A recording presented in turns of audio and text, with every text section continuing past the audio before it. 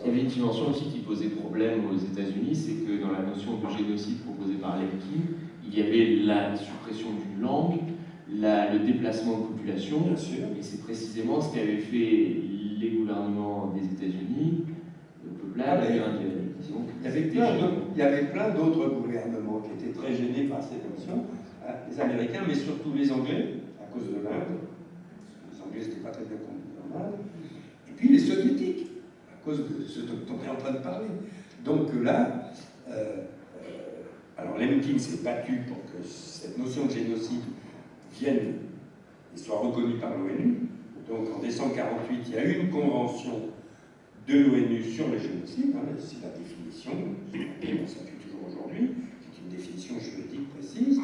Simplement, Lemkin a été obligé de passer un compromis, parce que les Anglais et les Soviétiques se sont mis d'accord pour faire sortir de la définition la notion de génocide social, de dimension sociale d'un génocide, ou de dimension politique d'un génocide. Parce qu'ils ne voulaient surtout pas en entendre parler, et donc on a retenu que la raison ethnique, la raison religieuse, voilà, 2 ou 3 critères, mais le génocide de classe, tel que moi je l'ai défini, et je l'ai même défendu en Sorbonne, et y compris dans le séminaire d'André Caspi, qui était le séminaire sur la Shoah à la Sorbonne. Ça c'est cru. Non, ça c'est Poutine, qui voudrait savoir où j'en suis. Je vais parler de lui, puisque c'était... Non, mais soyez sérieux. Donc, la notion de génocide de classe, le problème c'est que dans le mot de classe, pour les bolcheviks, c'est une notion à géométrie variable. Vous êtes toujours, dès que vous êtes contre les bolcheviks, vous êtes toujours un ennemi de classe.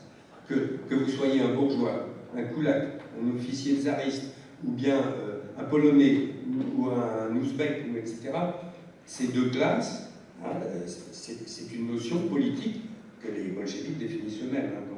Donc voilà. Et donc on a... Alors, un génocide particulièrement sanglant, c'était le génocide du Rwanda. Parce que là, 800 000 personnes ont été tuées à la machette en quelques semaines.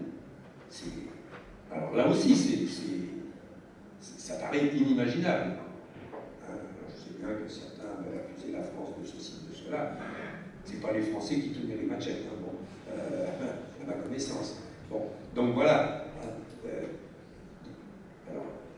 Et là, le sang a vraiment coulé, coulé massivement. Mais il coulait depuis très longtemps. Le premier génocide relevé par Lemkin dans ses travaux, c'est l'extermination des Carthaginois par les Romains. Dans les fameuses guerres entre Rome et Carthage, au bout du compte, les Romains ont fini par s'emparer de Carthage. Il y avait 750 000 habitants. Ils en ont massacré sur place 700 000 en 3 ou 4 jours. Et les 50 000 restants en esclavage, on ne les a jamais revus. Bon. Donc voilà. La chose n'est pas nouvelle, j'ai envie de dire. On a un très bel exemple là. Et en plus, ils ont rasé la ville, ils ont mis du sel partout pour que ça ne pousse pas, etc. Donc c'était vraiment l'idée de faire disparaître définitivement une population, une culture, une langue, etc. Vous m'amenez à ma dernière question qui permet aussi de faire un pont avec l'Ukraine, que vous évoquiez un petit peu. Vous soulignez donc en guerre, il y a grosso modo, il y a des conventions, il y a des lois de la guerre qui cadrent plus ou moins l'action des forces en présence. Mais vous soulignez que cette cruauté devient quasi illimitée, je vous cite, quand elle s'abat sur les non-combattants, des populations civiles, victimes collatérales de pillages, de prises d'otages, de viols systématiques, de réduction en esclavage, de famines organisées, de tortures ou de massacres de masse, voire de génocide. Oui, alors ça dépend des guerres, ça dépend des gens qui font la guerre, ça dépend des gens qui font la guerre. Il n'y a pas de... On prend un exemple très simple, l'Allemagne nazie. L'Allemagne nazie fait la guerre à la France, a vaincu la France, a fait 1,5 million de prisonniers, n'a pas touché un seul de ses prisonniers, même les Juifs, il n'aurait rien arrivé. Ensuite, on a occupé une partie de la moitié du pays, puis le pays tout entier, avec bien sûr un certain nombre d'exactions et d'assassinats et de tortures. La Gestapo était là, elle faisait son travail, si je puis dire. Hein. Mais la défaite de la France et l'occupation de la France par les nazis, et la guerre que les nazis et que l'Allemagne nazie a faite à la France, n'a rien à voir avec la guerre que l'Allemagne nazie faisait à l'Union soviétique. Rien à voir. La guerre contre l'Union soviétique, c'est une triple guerre. C'est d'abord une guerre de conquête de territoire, déjà l'Ukraine. C'est une guerre idéologique, le nazisme contre le communisme. Hein, c'est une véritable un conflit entre deux systèmes idéologiques, hein, extrêmement violents. Et puis c'est une guerre d'extermination des Slaves. Hein, Eichmann ne s'en cachait pas, pas Eichmann, Himmler ne s'en cachait pas, en disant de toute manière, on va conquérir ces territoires à l'Est, c'est des Slaves, on va faire mourir de faim ou d'une autre manière 40 à 50 millions de Slaves, et ils seront remplacés par des colons allemands. Hein. Donc voilà. Or, ça n'était pas du tout les projets des nazis pour la France, par exemple. Hein. Donc voilà, il faut faire bien attention.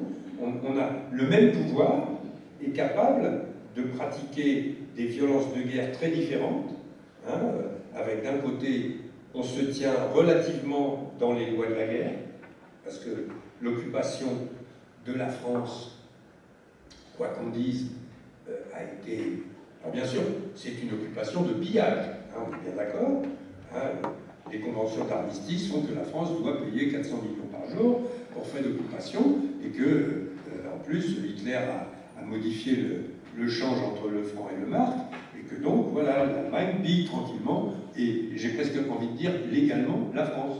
Oui, il y avait quand même aussi une forme de terreur, une véritable terreur, qui permettait, dans les premiers temps au moins, à l'armée allemande d'être présente en nombre somme toute limité par rapport à la superficie de pays occupés.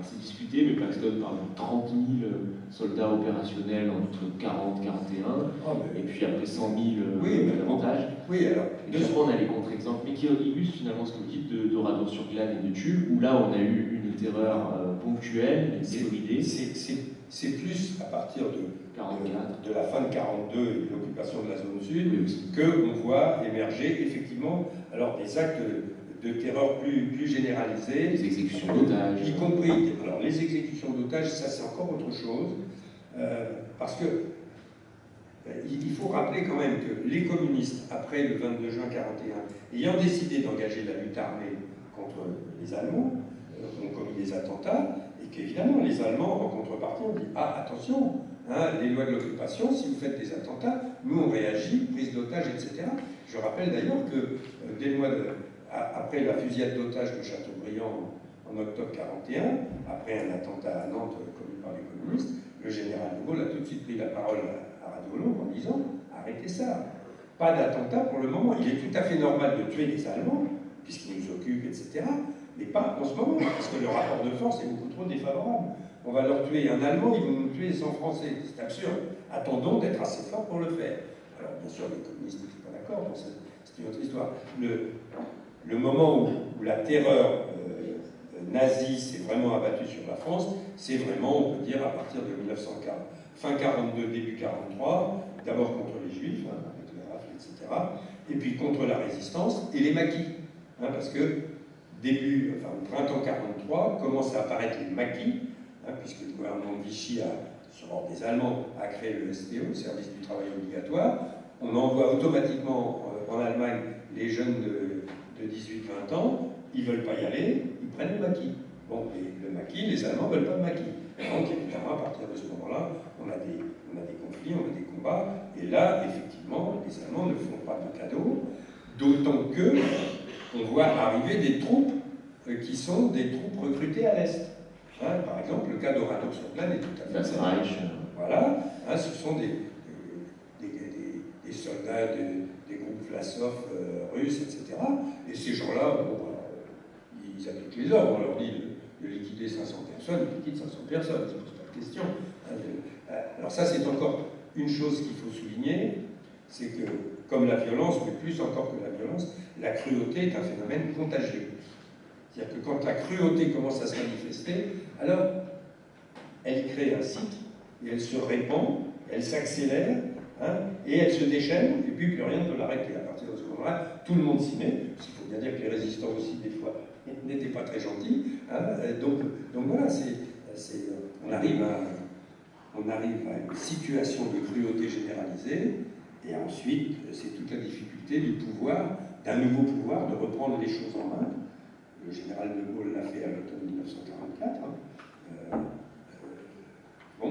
Mais bon, il y a encore eu plein d'histoires entre résistants et collabos, etc., qui se sont déchaînés après la guerre.